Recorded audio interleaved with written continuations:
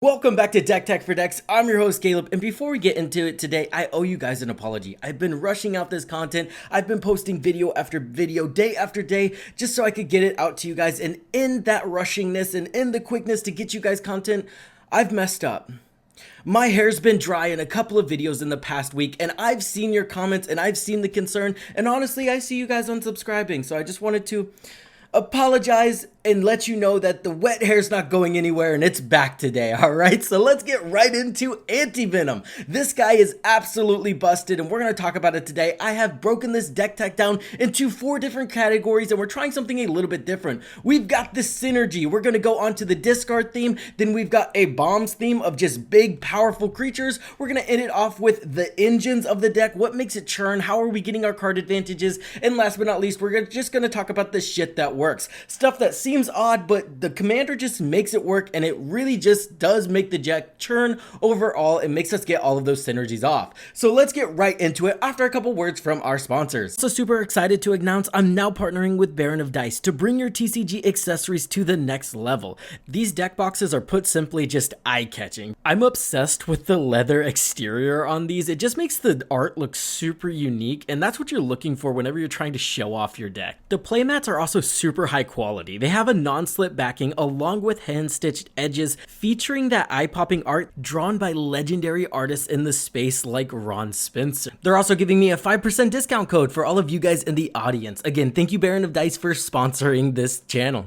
As always, you guys can also click those links in the description down below. The Whatnot link will net you a free $15, and you guys can get 10% off all of your Tolarian Library proxies whenever you use code DT for D or just hit on that link. Now, let's get into what Anti-Venom does. This is a 5 CMC commander in mono white. He's a legendary creature symbiote hero that says when Anti-Venom enters, if he was cast, return target creature card from your graveyard to the battlefield, which we are not going to ignore in this deck tech. Additionally, it says if damage would be dealt to Anti-Venom, prevent that damage and put that many 1/1 counters on him instead. A very, very powerful deck. This guy is going to be an anti-creature deck. It's going to be very hard to get over this guy without just removing him and keeping him off the board. And then if you remove him and keep him off the board, you can just recast him and reanimate some very, very scary creatures. So it's kind of a damned if you do, damned if you don't.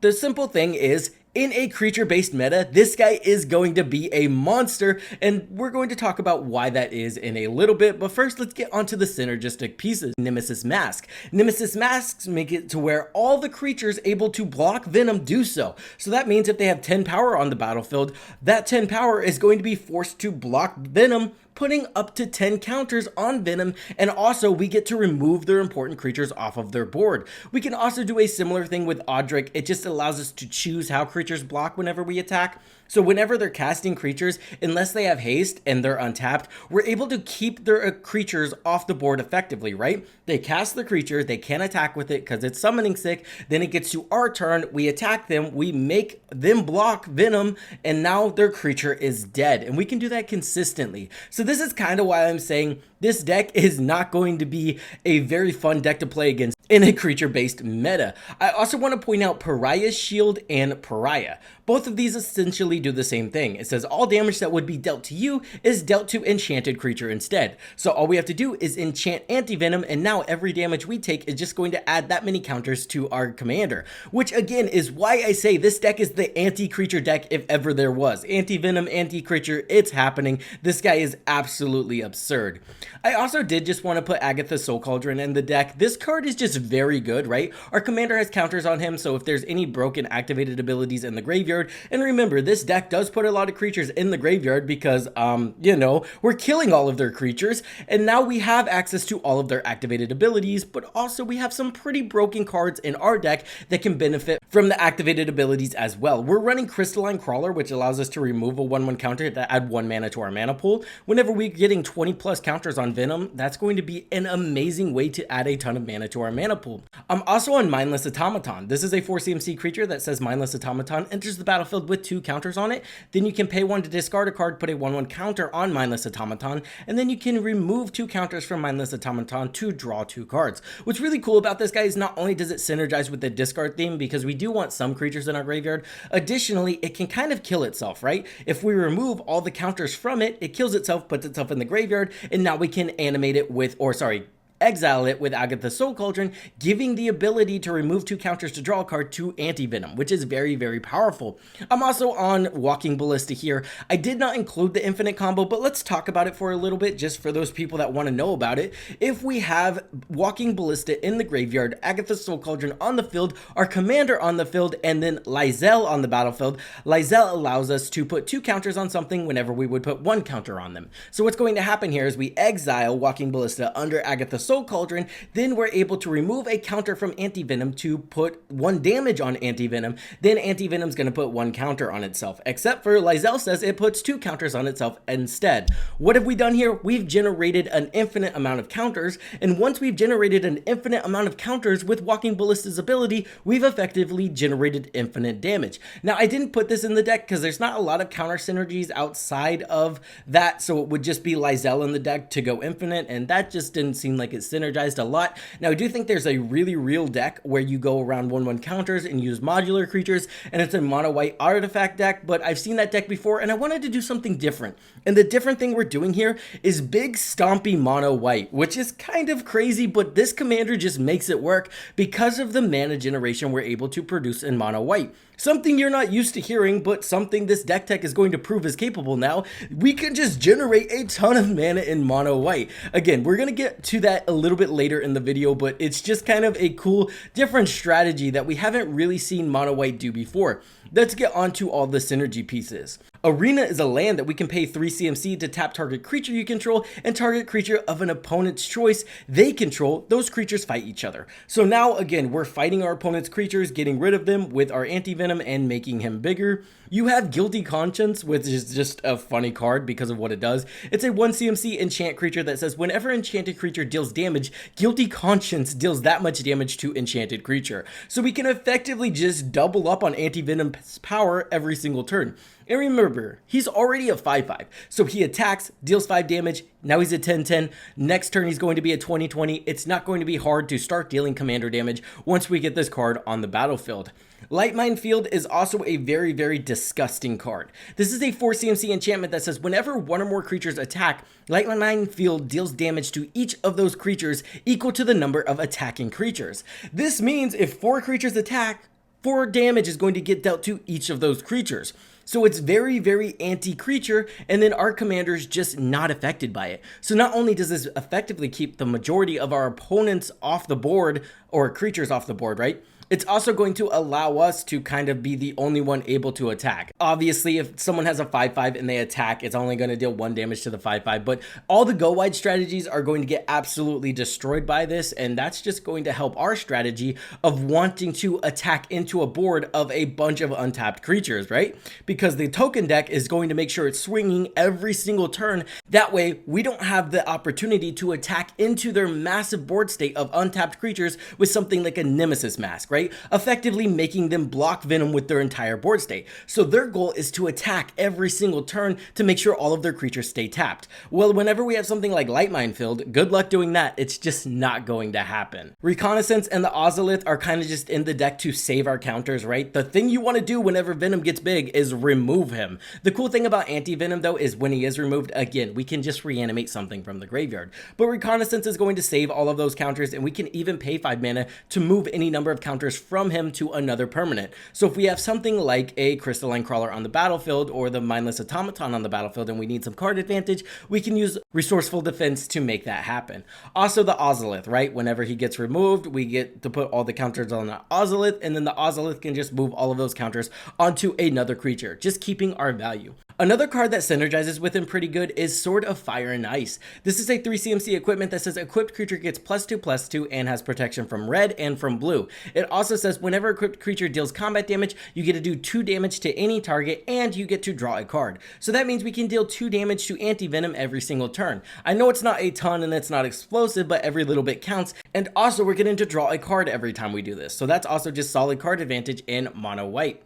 Rolling Hamsphere is also a very funny card in this deck. It's a 7 CMC artifact vehicle that says Rolling Hamsphere gets +1/+1 for each hamster you control.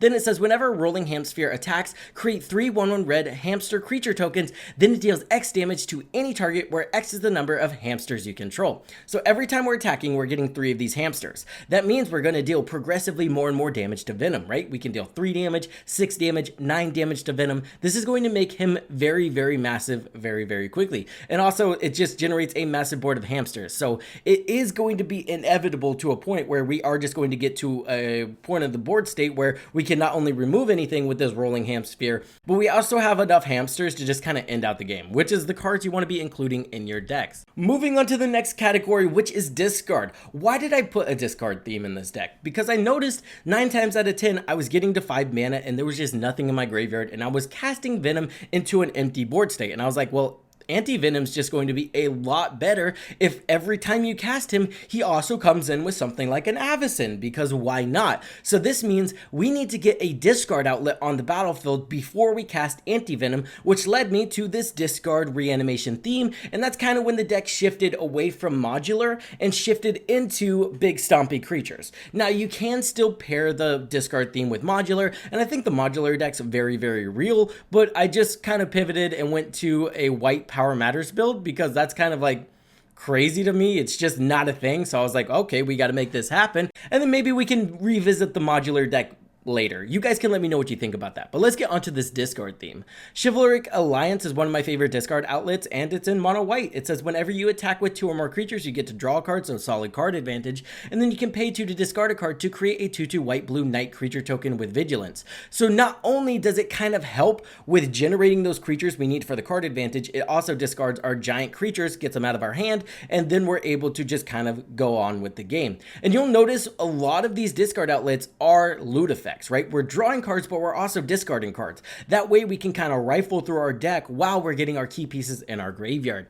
Collector's Vault is solid. It says draw a card, discard a card, then create a treasure token. So not only does this help us ramp into Venom, it's also getting those big creatures out of our hand. Currency Converter says whenever you discard a card, you may exile the card from your graveyard. You can pay 2, draw a card, then discard a card. Then you can tap it to put a card exiled with Currency Converter into your graveyard. If it's a land, you get to create a treasure token. If it's a non-land, you get to create a 2/2 Black Road creature token. Key to the City is a 2 CMC artifact that says discard a card. Up to 1 target creatures can't be blocked this turn. So once we get Anti-Venom big enough, we can make him unblockable with this. And then it says whenever Key to the City becomes untapped, we can pay 2. If you do, you get to draw a card. So it is still kind of a loot effect, but also it's a free discard outlet as well. So it's kind of cool to have a card that's not always making you pay for your discard. And then if we want to, we can get a sort of card advantage off of it.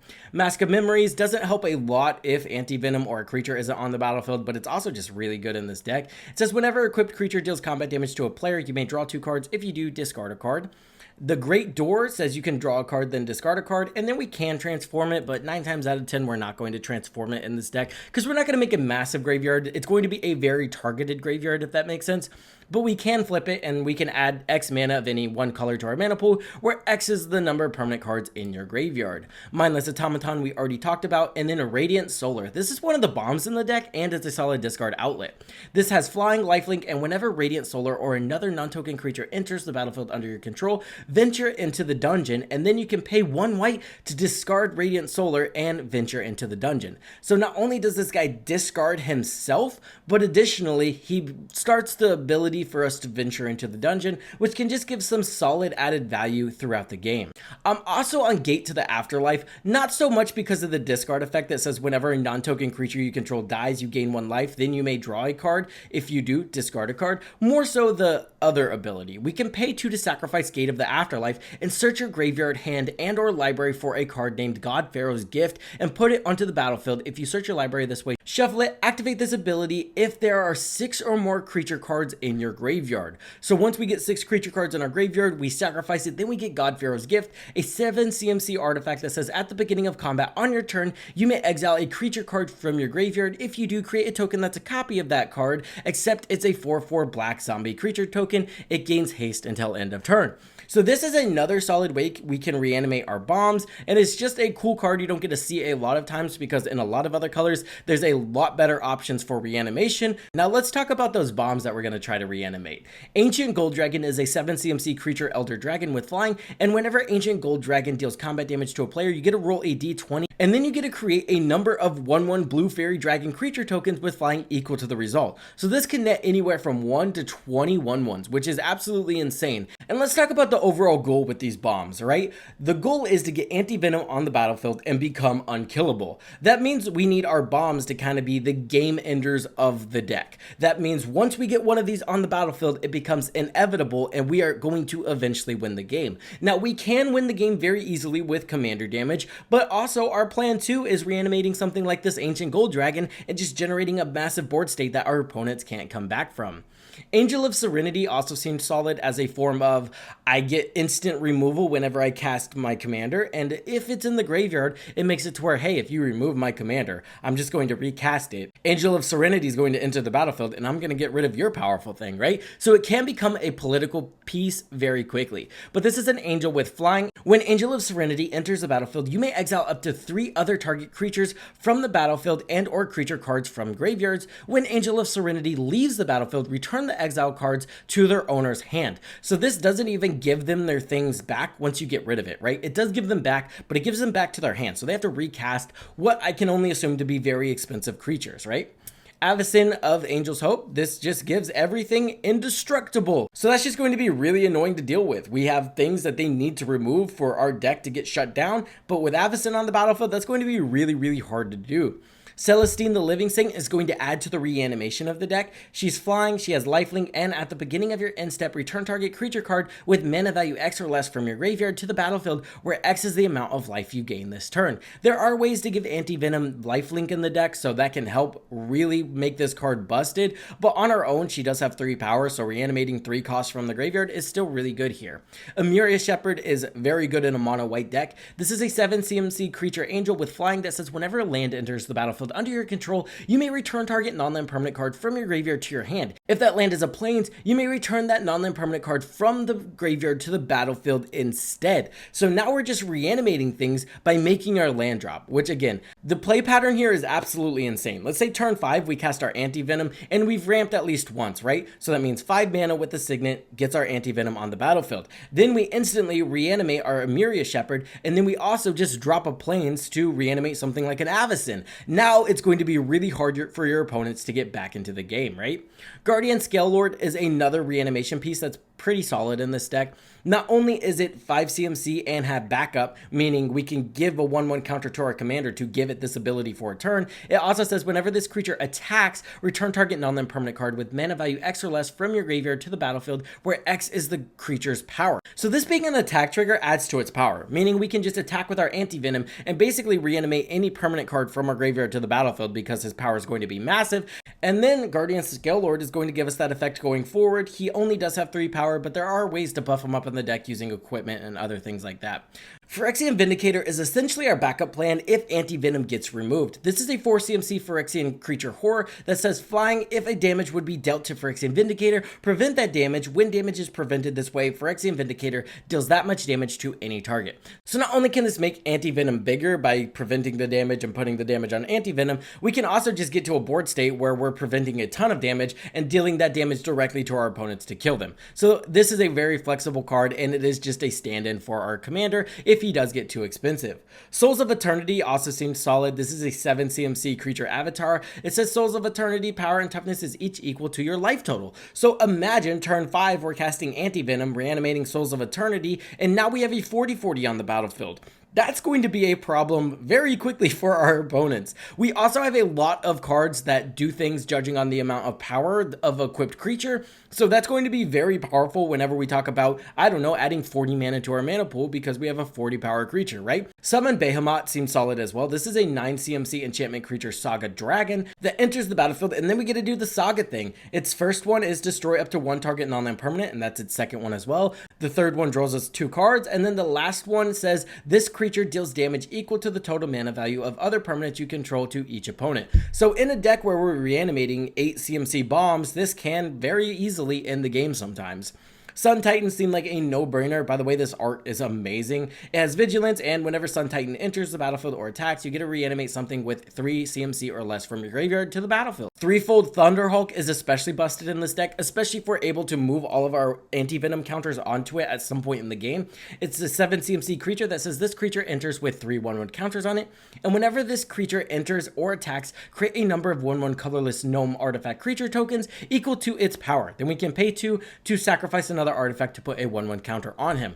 Now, like I said, we want these bombs to be our game enders when our Venom gets removed, and I think all of these cards do that pretty solidly. Now, let's talk about the engines. Mono White is not known for its card advantage engines, but I found one that is very consistent, and it's only gotten more consistent due to the Final Fantasy set. And I'm talking about Stoneforge Mystic and Cloud Midgar Mercenary. Now, the goal with these two is you get them on the battlefield, and then you instantly search for Sword of Hearthenholm. Both of these creatures allow you to search for an equipment on ETB. So once you have Sword of Hearthenholm, you can equip that to another creature. Sword of Hearthenholm says, whenever equipped creature deals combat damage to a player, exile up to 1 other target creature you own, then search your library for a basic land card, put both of those cards onto the battlefield under your control. So it essentially blinks 1 creature per turn.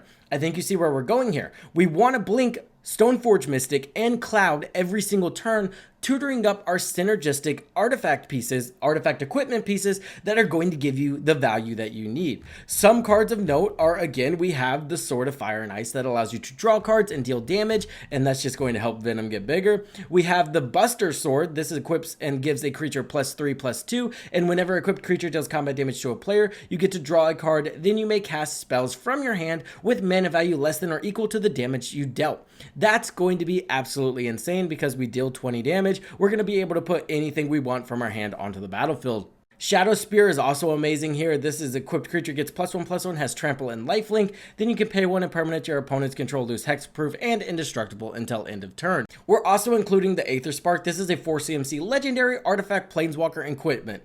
Weird, right? It enters the battlefield, it's +1, equips it to a creature, puts a counter on it. Additionally, it's going to get the amount of loyalty equal to the amount of damage we're dealing to opponents. And then it's -5 is you get to draw 2 cards, and it's -10 is add 10 mana of 1 color to your mana pool. So this is where the ramp comes in, which is kind of crazy to say mass ramp in white, but we've got mass ramp in white now.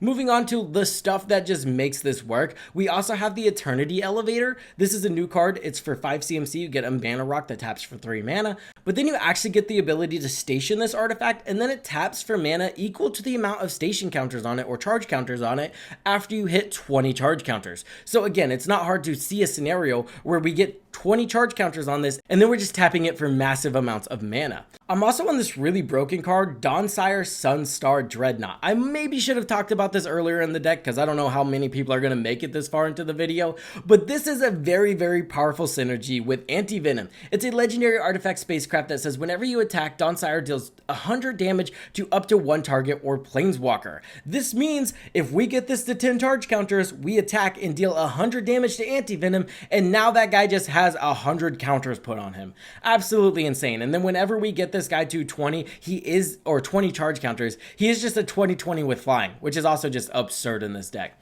Shout out if you made it this far, right? You got the most broken tech in the deck by making it to the end of the video. Now, as always, I hope this helped you in your deck building endeavor. Let me know if you like these super long ones, and I'll see you guys in the next one.